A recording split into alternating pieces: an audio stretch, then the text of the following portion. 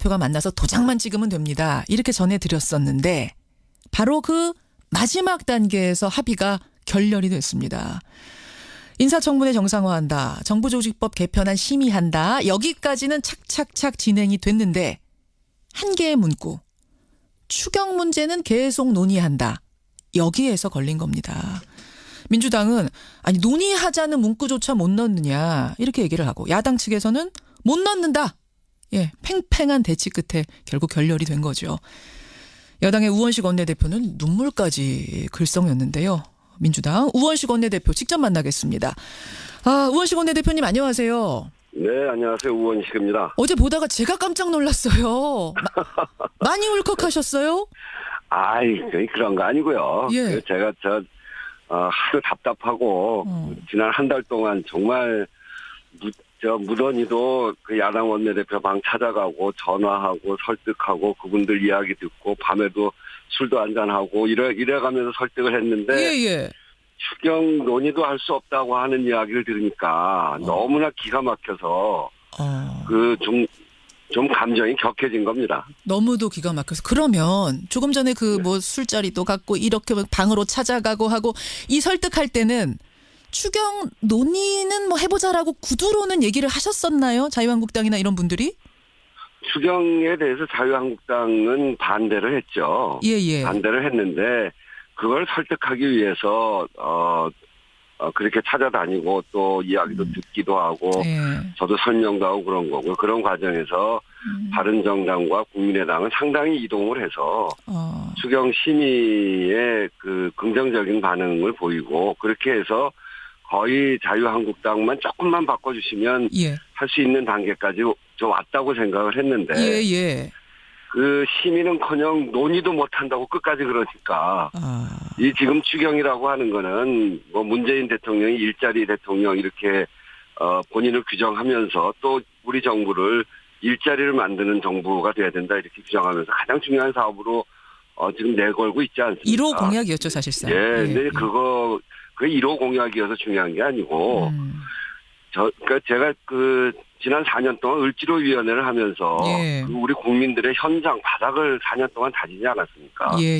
정말 일자리는 형편없는 수준, 비정규직 거의 1,000만에 가까이 돼 있고 자영업 600만 자영업자의 삶도 정말 무너져 있습니다.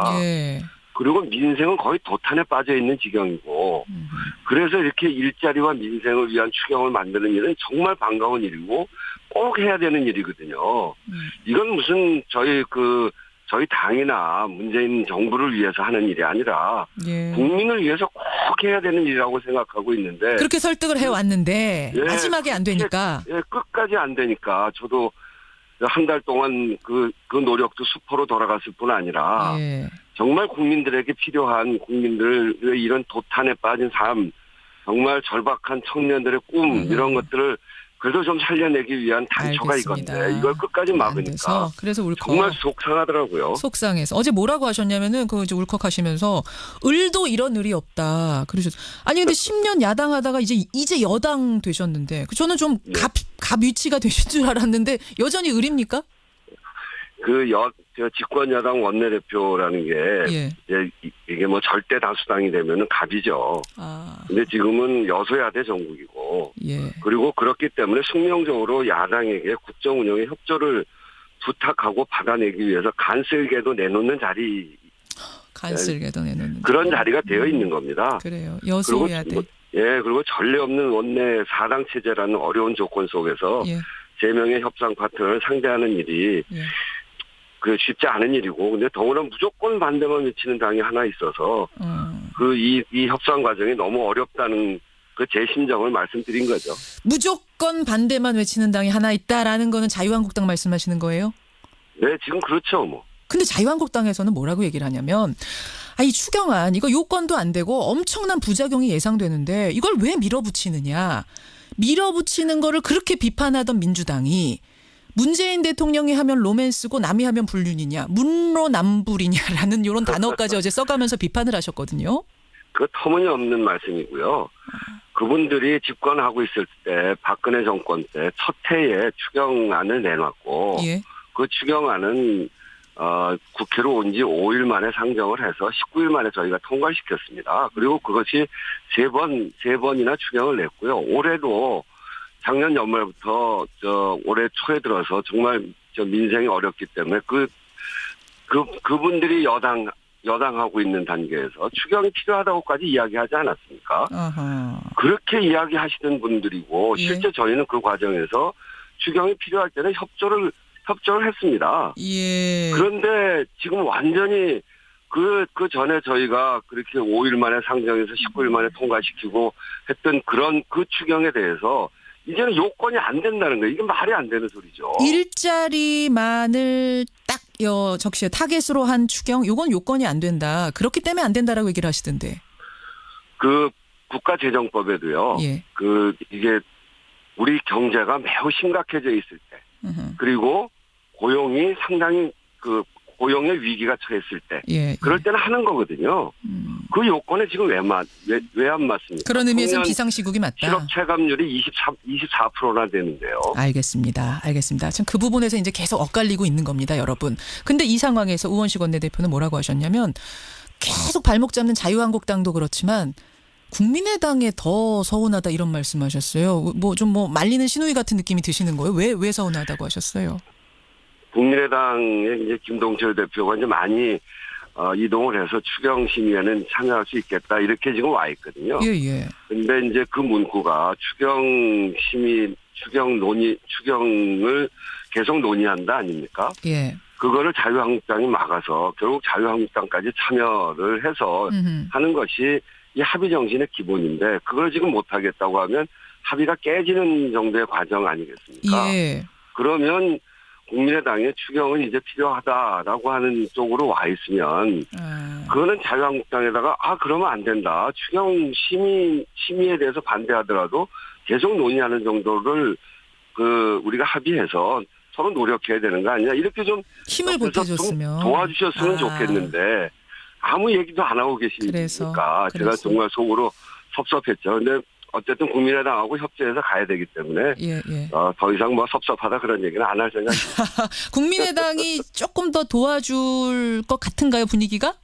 힘 실어줄 것 같은 지금은? 모르겠습니다. 아직 모릅니까? 네, 그러니까 국민의당과 협조하고 바른정당하고도 협조하고 그리고 제가 이제 또 지속적으로 가서 말씀도 드리고 이렇게 해서 협조를 얻어야죠. 어제 이런 말씀도 하셨어요. 전 이 단어가 참 대선 불복. 이걸 추경 논의 자체를 못하겠다라고 하는 건 대선 불복이다. 정권 교체 불인정이다. 이런 말씀하셨죠, 우 대표님. 네네네. 예. 근데 한국당의 정우택 원내대표는 이 얘기를 듣고는 아니 대선 불복이란 건 대통령을 인정하지 않는다는 뜻인데 우리는 지금 문재인 대통령 인정한다. 이게 무슨 대선 불복이냐 그러셨더라고요. 그 문재인 대통령을 인정한다는 것은 무엇을 이야기하냐면요. 지난 겨울에 국정농단 사태가 있지 않습니까? 예. 그 국정농단에 대해서 국민들이 분노했던 가장 기저에는 국민들의 삶의 문제입니다. 너무너무 살기가 어렵고 그런데 권력을 가진 자들이 국정을 농단하고 있고 이래서 분노하고 거리로 나와서 촛불을 들은 거거든요. 예. 그렇게 해서 대선을 치렀고 그래서 만들어진 정권 아닙니까? 그래서 이 정권은 그 첫 번째가 일자리를 만들고 민생을 회복시키겠다는 겁니다. 예. 새로운 정부의 가장 중점 사업이고 대통령도 일자리 대통령이라고 이야기하시고 이런 건데 그 추경을 지금 하는 거 아닙니까? 예. 그러면 이 추경은 새로운 정권이 시작하는 그 토대가 되는 추경입니다. 근데 그거를 논의하지 못한다고 한다면 이것은 문재인 대통령 그 직책은 인정하는 것일지 몰라도 그 근거를 인정하지 않겠다. 문재인 대통령이 하려고 하는 거는 발목을 잡겠다. 이런 것이기 때문에 대선 전체 정신에 대해서 이번 정부 전체에 대해서 부정하고 있는 것이죠. 정신. 문재인 대통령은 인정한다라고 할지 몰라도 문재인 대통령의 정신을 인정하지 않는 거기 때문에 결과적으로는 대선 불복이다. 그렇죠. 그렇게 해서 국회를 무제한 공전시키고 정부를 마비시키겠다는 노골적인 뜻이 드러나 있는 거죠. 알겠습니다. 그 자유한국당이 여당일 때하고는 지금 굉장히 좀 다르다고 보세요. 본인들이 여당일 때하고? 완전히 다르죠. 완전히 달라요. 그게 이제 다르다는 말로 부족할 정도입니다. 아까 추경에서도 말씀드렸습니다만 저희가 야당이고 자유한국당이 여당이었을 때 예. 박근혜 정부 추경안 저희가 충분히 협조해줬습니다. 예, 그런 의미로. 정부조직법도 알겠습니다. 제출된 날로부터 5일 만에 그 상정을 했고요. 그래서 문제가 있으면 절차대로 따졌고 또 소신껏 심사를 했습니다. 예. 저희는 그렇게 할 거는 하고 막을 건 막고 이렇게 했는데 예. 지금은 추경이 국회에 제출된 지 17일째고요. 예. 정부조직법이 제출된 지 15일째입니다. 그리고 지금도 자유한국당은 추경안도 정부조직법도 상정해주지 않겠다는 겁니다. 알겠습니다. 우 대표님. 출발 자체를 막겠다는 거죠. 우 대표님, 그러면 혹시 자유한국당 제외하고 국민의당, 바른정당 이쪽은 좀 더 설득을 해가지고 추경안 심사 자유한국당 빼고 갈 가능성 그렇게 추진하실 생각 있습니까? 자유한국당하고 그래도 이게 국회이기 때문에 저희는 협치가 끝날 때까지 끝난 것이 아니다 이렇게 생각하고 있고요. 그래서 끝까지 노력을 해볼 텐데요. 정말 끝까지 막으면 예. 국민의당과 바른정당하고 상의를 좀 해봐야죠. 예, 정말 끝까지 막으면 그때는 국민의당과 조금 더 설득해가지고 거기 손잡고라도 국민의당과 바른정당까지 1호 공약이기 때문에 그렇게 가겠다. 여기까지 확인하겠습니다. 네. 이제 눈물 훔치시고요. 아니, 저 눈물 흘리지 않고 좀 울컥했는데. 아유, 제가 깜짝 놀라가지고. 예, 알겠습니다. 예. 우 대표님, 오늘 귀한 말씀 고맙습니다. 네, 감사합니다. 예, 더불어민주당 우원식 원내대표였습니다.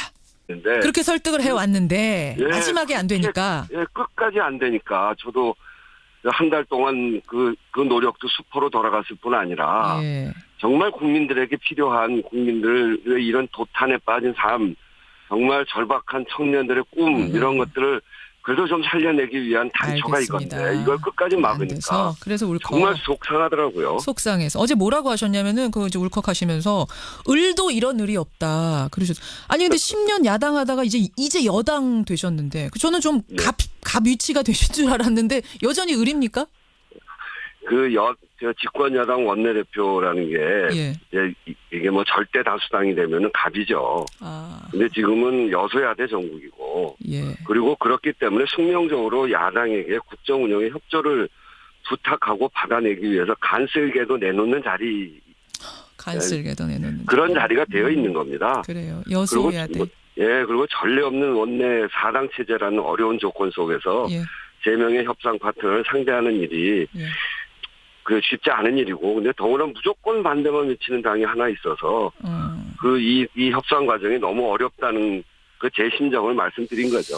무조건 반대만 외치는 당이 하나 있다라는 거는 자유한국당 말씀하시는 거예요? 네, 지금 그렇죠, 뭐. 근데 자유한국당에서는 뭐라고 얘기를 하냐면, 이 추경안, 이거 요건도 안 되고 엄청난 부작용이 예상되는데, 이걸 왜 밀어붙이느냐. 밀어붙이는 거를 그렇게 비판하던 민주당이, 문재인 대통령이 하면 로맨스고 남이 하면 불륜이냐, 문로남불이냐라는 이런 단어까지 어제 써가면서 비판을 하셨거든요. 그 터무니없는 말씀이고요.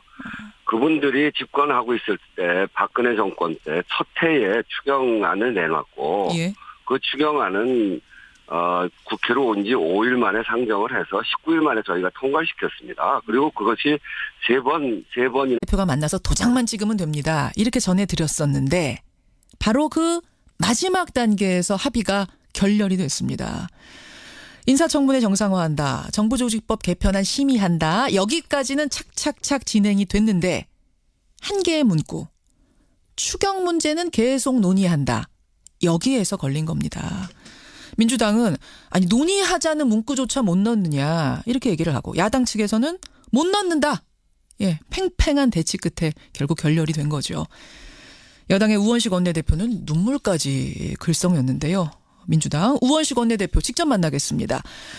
우원식 원내대표님 안녕하세요. 네, 안녕하세요. 우원식입니다. 어제 보다가 제가 깜짝 놀랐어요. 많이 울컥하셨어요? 그런 거 아니고요.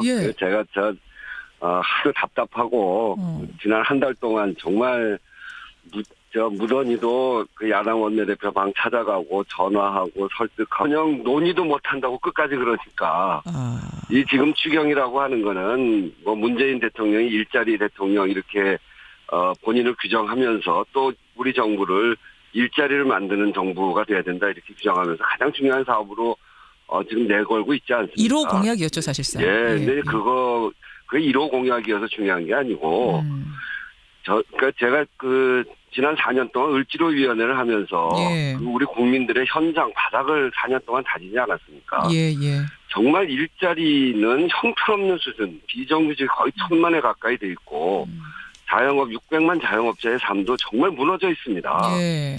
그리고 민생은 거의 도탄에 빠져 있는 지경이고 그래서 이렇게 일자리와 민생을 위한 추경을 만드는 일은 정말 반가운 일이고 꼭 해야 되는 일이거든요.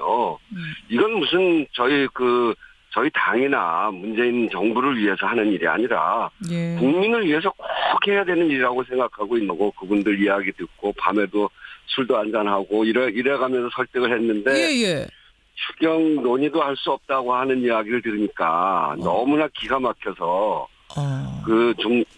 좀 감정이 격해진 겁니다. 너무도 기가 막혀서 그러면 조금 전에 뭐 술자리도 갖고 이렇게 방으로 찾아가고 하고 이 설득할 때는 추경 논의는 뭐 해보자라고 구두로는 얘기를 하셨었나요? 자유한국당이나 이런 분들이? 추경에 대해서 자유한국당은 반대를 했죠. 예. 반대를 했는데 그걸 설득하기 위해서 그렇게 찾아다니고 또 이야기도 듣기도 하고 저도 설명도 하고 그런 거고요. 그런 과정에서 바른정당과 국민의당은 상당히 이동을 해서 추경 심의에 긍정적인 반응을 보이고 그렇게 해서 거의 자유한국당만 조금만 바꿔주시면 할 수 있는 단계까지 좀 왔다고 생각을 했는데 그 심의는